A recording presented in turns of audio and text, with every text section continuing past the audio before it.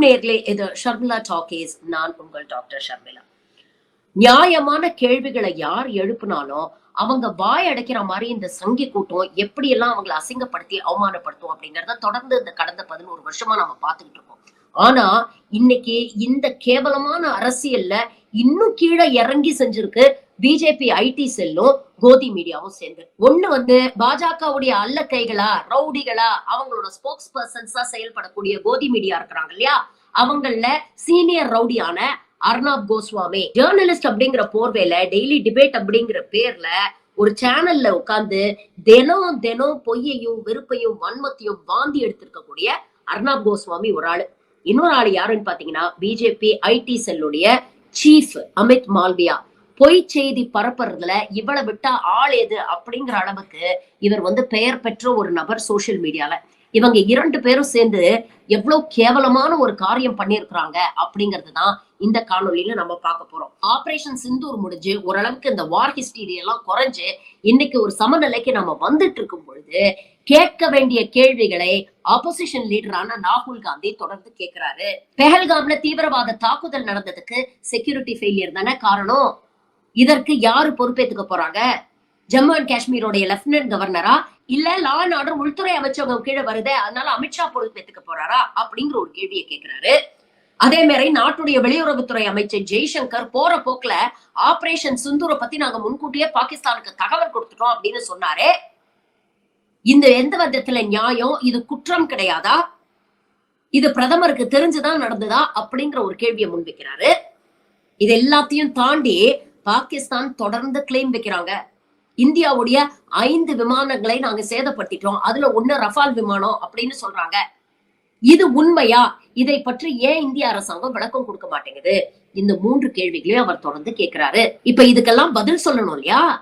ஆனா இந்த சங்கி கூட்டத்துக்கு அதுக்கான திராணி கிடையாது. அப்ப உடனே என்ன பண்றாங்க? அர்னாப் கோஸ்வாமி அப்படிங்கிற வெறிநாயும் அமித் மால்வியா அப்படிங்கிற வெறிநாயும் கட்டவிழ்த்து விடுறாங்க. இதுங்க 2 கூட்டு சேர்ந்துக்கிட்டு என்ன விஷயம் பண்ணிருக்குன்னு பாருங்க. ஏற்கனவே துருக்கி நாடு பாகிஸ்தானுக்கு சப்போர்ட் பண்ணதுனால இந்த சங்கி கூட்டம் எல்லாம் பாய்காட் டர்க்கி அப்படின்னு சொல்லி வெறி பிடிச்சு அலைஞ்சிட்டு இருக்காங்க இல்லையா? அப்ப இதோட ராகுல் காந்திய ஜோடிக்கிறாங்களாம். இஸ்தான்புல்ல இருக்கக்கூடிய இஸ்தான்புல் காங்கிரஸ் சென்டர் அப்படிங்கிற ஒரு பில்டிங், அது இஸ்தான்புல் முனிசிபாலிட்டிக்கு சொந்தமானது.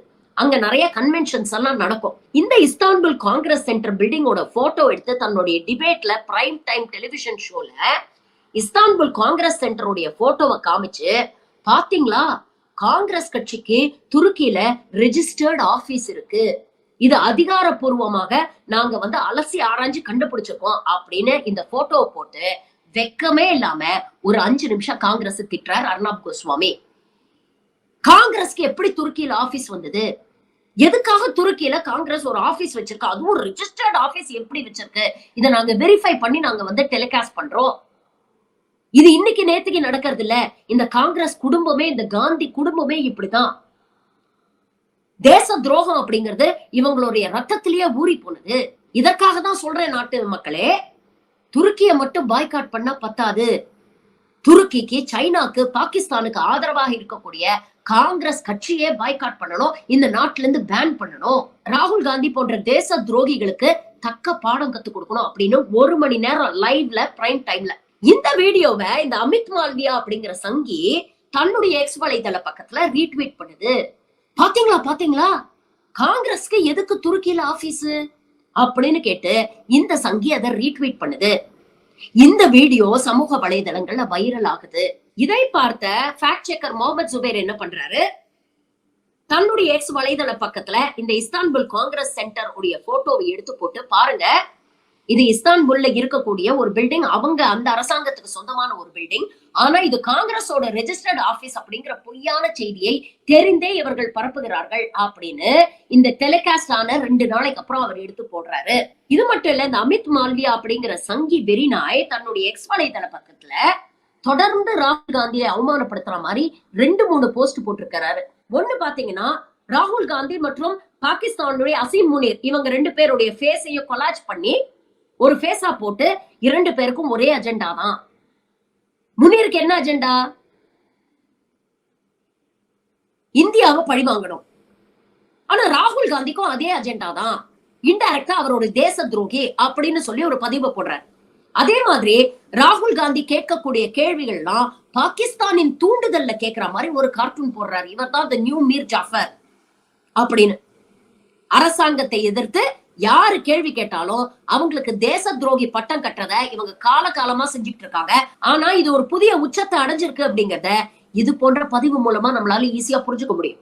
முகமது ஜுபைர் இதை எக்ஸ்போஸ் பண்ணதுக்கு அப்புறம் காங்கிரஸும் அவங்க தரப்புல இருந்து அர்னாப் கோஸ்வாமி மீதும் அமித் மால்வியா மீதும் சிவில் மற்றும் கிரிமினல் வழக்குகள் பதிவு செஞ்சிருக்காங்க. Enough is enough. தினம் ராகுல் காந்தியும் காங்கிரஸையும் திட்டுறீங்க.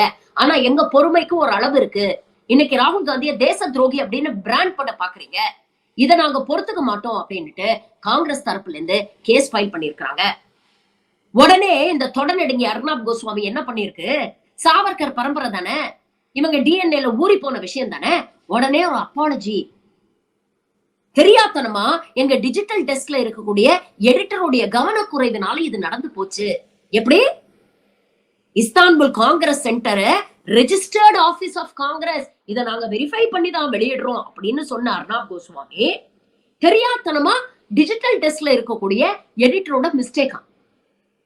இன்னைக்கு இந்தியால நேஷனல் டெலிவிஷன்ஸ்ல one of the leading televisions Republic TV, அதோடைய editor in chief Arnab Goswami குறைந்தபட்ச பொறுப்போடையும் மாண்போடையும் ஜேர்னலிஸ்டிக் எத்திக்ஸோடையும் நடந்துக்கணும்னு துப்பு இல்ல. நீங்க சொன்ன பொய் இன்னைக்கு வெளிச்சத்துக்கு வந்துருச்சு அப்படின்னு உடனே பழிய தூக்கி ஒரு ஜூனியர் எடிட்டர் மேல போடுறாங்க. அது மட்டும் இல்ல, என்ன சொல்றாங்க, இது உண்மை இல்லைன்னு தெரிய வந்த உடனே இந்த பதிவை நாங்க நீக்கிட்டோம், எங்க சேனல்ல இருந்தும் நீக்கிட்டோம், சோசியல் மீடியால இருந்தும் நீக்கிட்டோம். இன்னமும் சோசியல் மீடியால அது இருக்கு. எப்ப நீக்குறீங்க? 2 நாளைக்கு அப்புறம் இந்த விஷயம் வெளியில வந்ததுக்கு அப்புறம் காங்கிரஸ் வழக்கு பதிவு பண்ண அப்புறம் இதை நீக்கிட்டு அன்கண்டிஷனல் அப்பாலஜி, எங்களை மன்னிச்சிருங்க.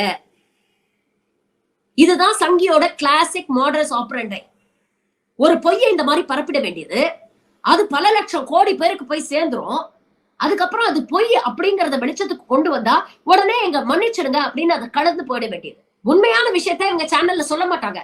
அர்னாப் கோஸ்வாமிக்கு கொஞ்சமாவது தைரியம் இருந்தா, முதுகெலும்பு இருந்தா, நேர்மை இருந்தா, ஞானம் இருந்தா என்ன பண்ணணும்? எந்த பிரைம் டைம் டிபேட்ல ராகுல் காந்தி மீதும் காங்கிரஸ் மீதும் சோனியா காந்தி மீதும் அவதூறுகளை பரப்புனீங்களோ அதே பிரைம் டைம் டிபேட்ல வாய்மொழியா நீங்க மன்னிப்பு கேட்டிருக்க வேண்டாமா? அதை விட்டுட்டு கோழத்தனமா ஒரு அறிக்கை. இந்த அர்னாப் கோஸ்வாமிக்கு கொஞ்சமாவது முதுகெலும்பு இருந்தா ஊர்ல இருக்கிறவனெல்லாம் தேச துரோகின்னு சொல்ல தெரியுதுல. பாஜகவை சேர்ந்த ஒரு சிட்டிங் அமைச்சர் விஜய் ஷா கர்னல் சோஃபியா குரேஷிய அவ்வளவு அசிங்கமா பேசியிருக்காரு. அதை விமர்சனம் பண்ண முடிஞ்சதா? ஏன் பாஜக அவர் மீது நடவடிக்கை எடுக்கலன்னு இன்னைக்கு வரைக்கும் கேட்கறதுக்கு உனக்கு தைரியம் இருக்கா, இல்ல திராணி இருக்கா? முகநூல்ல ஒரு பேஸ்புக் பதிவு போட்டதுக்காக ப்ரொஃபசர் அலி கானை இன்னைக்கு அரெஸ்ட் பண்ணிருக்காங்க. அந்த முகநூல் பதிவுல அவர் பெருசா எதுவும் சொல்லல. உங்க ஆப்டிக்ஸ்க்காக கர்னல் சோஃபியா குரேஷிய ஆபரேஷன் சிந்தூரோடைய முகமாக பயன்படுத்தினீர்களே, அவங்களுக்கு கொடுக்கக்கூடிய மரியாதையில அட்லீஸ்ட் கொஞ்சமாவது இங்க வாழக்கூடிய இந்திய முஸ்லிம்களுக்கு கொடுங்க. மதங்கிற பேர்ல அவங்கள ஒடுக்காதீங்க. பீஃப் சாப்பிட்டாலும் அவ போட்டு அடிக்காதீங்க. புல்டோசரை வச்சு அவங்க வீட்டெல்லாம் இடிக்காதீங்க. இதெல்லாம் செஞ்சுட்டு இன்னொரு பக்கம் சோஃபியா குரேஷிய கொண்டாடுறீங்களே, உங்களுடைய ஹிப்போக்ரசியை என்ன சொல்றது அப்படின்ற ஒரு கேள்வி கேட்டார். அதற்கு அவர் மீது இன்னைக்கு தேச துரோகம் அப்படிங்கிற செக்ஷன்ல வழக்கு போட்டிருக்காங்க. ஆனா பிஜேபியை சேர்ந்த விஜய் ஷா அமைச்சர் அவ்வளவு கேவலமா சோஃபியா குரேஷிய டெரரிஸ்டோட சகோதரி அப்படின்னு பேசிருக்காரு. அவர் மேல இந்த நிமிஷம் வரைக்கும் ஒரு வழக்கு பதிவு பண்ணல. அவர் மேல எந்த நடவடிக்கை எடுக்கலாம், அதனால வீட்டுல உட்கார்ந்துருக்காரு. இதெல்லாம் கேட்கறதுக்கு தைரியமோ துணிவோ இந்த அர்னாப் கோஸ்வாமி இல்ல அமித் மால்வியா போன்ற பொறுக்கிகளுக்கு கிடையாது. இந்த தேசத்துக்காக இந்த மக்கள் நியாயமா கேட்க வேண்டிய கேள்விய மக்களோட குரலா இருந்து ராகுல் காந்தி கேட்கிறார். அது இவங்களுக்கு பொறுக்கல. அதுக்கு பதில் சொல்லவும் இவங்களுக்கு தைரியம் இல்ல. அப்போ இந்த கோழை அரசாங்கத்தை, கையாலாகாத அரசாங்கத்தை காப்பாற்றணுங்கிறதுக்காக அவங்க மேல சேர்த்த வரி இறக்கிறது. இது முதல் முறையதான் இது பண்ணிருக்காங்களா அப்படின்னு கேட்டீங்கன்னா இல்ல. இதற்கு முன்னாலே இந்த மாதிரி ஒரு அவதூற வெளிப்படையா பரப்புனாரு. பாகிஸ்தான் காபூல்ல இருக்கக்கூடிய செரீனா ஹோட்டல்ல 5 மாடிகள் இருக்கு. அந்த 5வது மாடியில உட்கார்ந்துதான் இந்த பாகிஸ்தானோட ISI ஏஜென்ட்ஸும் ஆர்மி எல்லாரும் சேர்ந்து இந்தியாவுக்கு எதிராக சதி திட்டம் தீட்டுறாங்க அப்படின்னு பேசினார். அவங்க நைட்டு டின்னருக்கு என்ன சாப்பிட்டாங்கன்றது கூட நான் சொல்லுவேன். அந்த அளவுக்கு எனக்கு சோர்சஸ் இருக்கு அப்படின்னு அர்னாப் கோஸ்வாமி பெருமையா பேசினாரு. அதே இன்டர்வியூல பாகிஸ்தானை சேர்ந்த ஒரு நபர் ஒரே ஒரு கேள்விதான் கேட்டார். நீங்க சொல்ற செரீனா ஹோட்டல்ல 2 மாடி தானே இருக்கு, இந்த 5வது மாடி அப்படிங்கிறது ஒண்ணு இல்லவே இல்லையே அப்படின்னு கேட்டோன்னே அர்னாப் கோஸ்வாமிக்கு எங்க முகத்தை கொண்டு போய் வச்சுக்கிறதுனே தெரியல. பிரைம் டைம் டிபேட்ல அசிங்கப்பட்டான் அந்த ஆளு. இன்னைக்கு காங்கிரஸ் உடைய மூத்த தலைவரான சுப்ரியா ஸ்ரீநாட்டே நாக்க பிடிக்கிற மாதிரி பல கேள்விகளை கேட்டிருக்கிறார். ராகுல் காந்தியோட அசீம் முனீர் போட்டோவை வச்சு மார்பிங் பண்ண தெரியுது உங்களுக்கு. உங்களுக்கு இது கேவலமாக இல்லையா? ராகுல் காந்தி அவமானப்படுத்துறதா நினைச்சிட்டு நீங்க உங்களையே தான் அசிங்கப்படுத்திக்கிறீங்க, உங்களையே தான் அவமானப்படுத்திக்கிறீங்க. எந்த அளவுக்கு தரம் தாழ்ந்த அரசியல்ல நீங்க இறங்குறீங்க அப்படிங்கிறது இது மூலமா மக்களுக்கு நல்லா தெரியுது. ராகுல் காந்தியோட குடும்பத்தை பத்தி பேசுறீங்களே, உங்கள் தலைவர்களுடைய யோகியதை என்ன தெரியுமா அப்படின்னு அந்த அம்மா வரிசைப்படுத்தி சொல்றாங்க. எப்பவுமே எல்லா காலகட்டத்திலுமே இந்தியாவுக்கு எதிராக தானே நீங்க செயல்பட்டு இருக்கிறீங்க.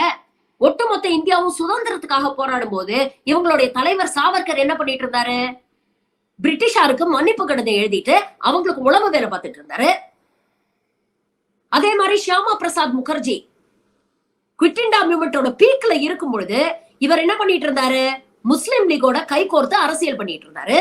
எல்கே அத்வானி ஜின்னாவோட சமாதிக்கு போய் அங்க மரியாதை செலுத்திட்டு வந்தாரு. வாஜ்பாய்